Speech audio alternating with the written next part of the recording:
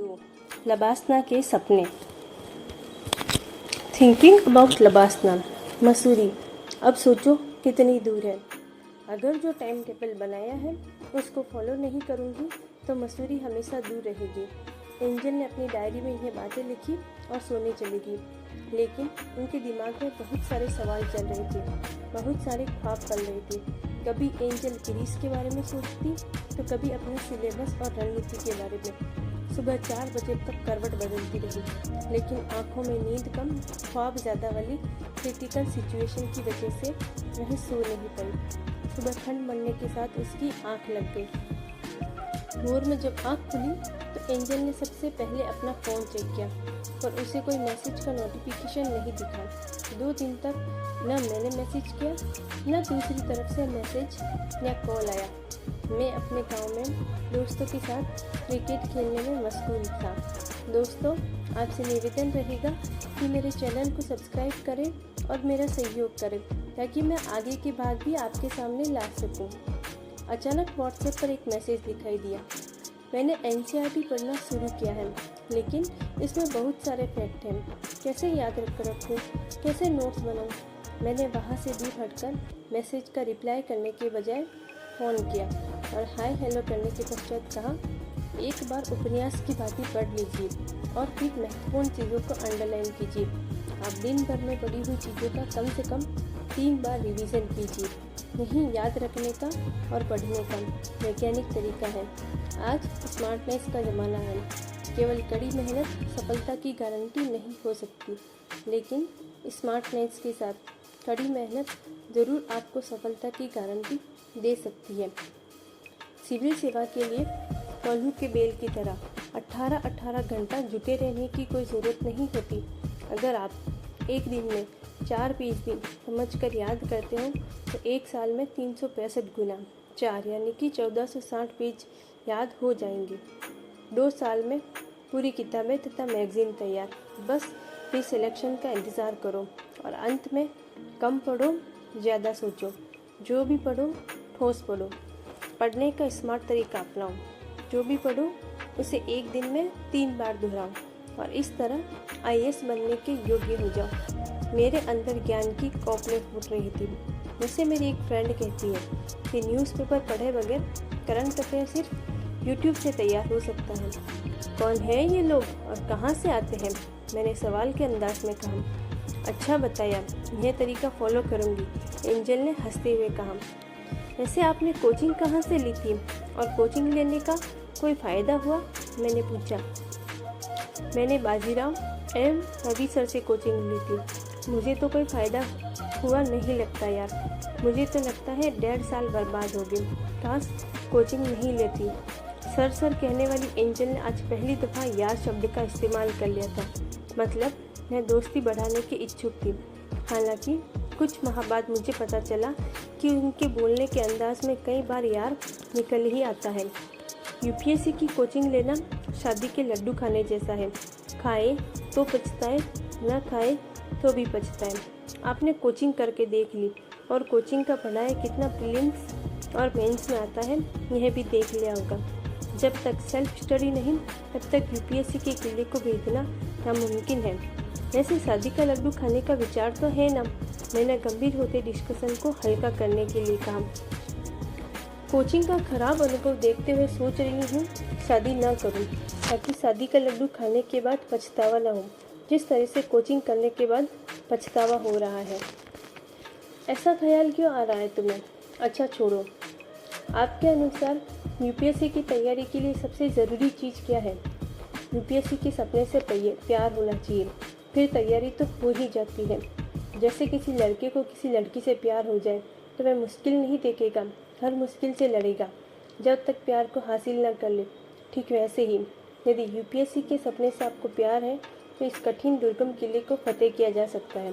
जीत तब आती है जब आप सोचते हैं मैं जो चाहता हूँ वो पाकर रहूँगी। जब आप ठान लेते हैं कि मैं बन के दिखाऊंगी, तो अब आप टाइम पास व बहानेबाजी के लिए 1 मिनट के लिए भी काम नहीं करते। अब तो मस्तिष्क इस बात पर काम करना शुरू कर देता है कि सपनों को कैसे हकीकत में बदला जाए। अब आप कई गुना बेहतर अनुशासित रहने लग जाते हैं। समय के हर पल में कुछ नया सीखने की कोशिश में लग जाते हैं। जब आप में आईएएस बनकर दिखाने की भावना से पढ़ने लग जाए तो पढ़ते पढ़ते कब सूर्योदय से सूर्यास्त हो जाता है पता तक नहीं चलता। लगनशीलता इतनी ज़्यादा हो जाती है कि स्वादिष्ट खाने से कई गुना स्वाद देश विदेश में घटित होने वाली अच्छी घटनाओं में आने लग जाता है। अब किताबों के पन्ने महबूबा की आंखों की तरह अति सुंदर लगने लग जाते हैं। फिर क्या, मसूरी की टिकट कंफर्म हो जाती है। सभी टॉपर कहते हैं कि यूपीएससी के लिए गुणवत्ता युक्त पढ़ाई जरूरी है। गुणवत्ता युक्त पढ़ाई कैसे करें? इसके लिए तो मैं बस यही कहूँगा कि पढ़ाई को काम नहीं आदत समझो। जो भी पढ़ो अच्छी तरह समझ कर पढ़ो और उसका एक दिन में कम से कम 2 बार रिवीजन करो। गुणवत्ता कभी अचानक नहीं आएगी, उसके लिए अपनी बुद्धि का विवेकपूर्ण इस्तेमाल करना होगा। अपने आप को अनुशासित रखना पड़ेगा, तब अपनी मेधा का बुद्धिमत्तापूर्ण इस्तेमाल करना सीखना होगा।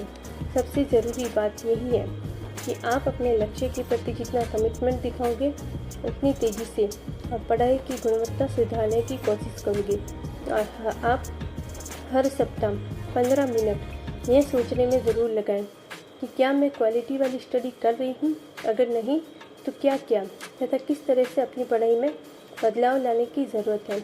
इस बात को गंभीरता से लीजिएगा। अंधाधुंध और अवैज्ञानिक तरीके से 15-15 घंटे की पढ़ाई में हज़ारों सिविल सेवा अभ्यर्थी 3-3, 4-4 साल तक सिविल सेवा प्रीलिम्स तक नहीं निकाल पाते। लेकिन कुछ एक छात्र ऐसे भी होते हैं कि वो गुणवत्ता युक्त तथा वैज्ञानिक तरीके से 5-6 घंटे की पढ़ाई करके भी सिविल सेवा परीक्षा में टॉप कर जाते हैं। यूपीएससी में सफल होने वाले छात्र असफल छात्रों से क्या अलग करते हैं? क्योंकि मैं असफल छात्रों में शामिल नहीं होना चाहती। सवाल करने के अंदाज में यूपीएससी के प्रति उनका समर्पण साफ झलक रहा था। सफल छात्र एग्ज़ाम में असफल नहीं होना चाहते, इसलिए बंद कमरों में दर्जनों बार असफल होते हैं। मतलब यह है कि वे सफल होने की कोशिश करते हैं, जबकि असफल छात्रों के साथ बड़ी दिक्कत यह होती है वे पहली बार एग्ज़ाम में असफल होते हैं, अगली बार भी एग्ज़ाम में ही असफल होते हैं और कभी भी अपनी गलतियों का कठोरतापूर्ण मूल्यांकन नहीं करते। सफल छात्र अपने study room, coaching class room में ही बहुत अधिक गलतियाँ करते हैं। हर गलती से सीखते चले जाते हैं। वो अपने अच्छे गुरु होते हैं। वो अपने स्टडी रूम में ही सैकड़ों घंटे प्रैक्टिस करते हैं, इसलिए एग्ज़ाम हॉल में सबसे बढ़िया परफॉर्मेंस दे देते हैं और इसलिए इन लोगों के सामने मंजिल बाएं फैलाए खड़ी रहती है।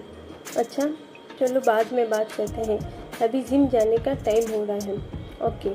वर्तमान समय में अधिकांश लोग भविष्य को लेकर के बहुत चिंतित नज़र आते हैं।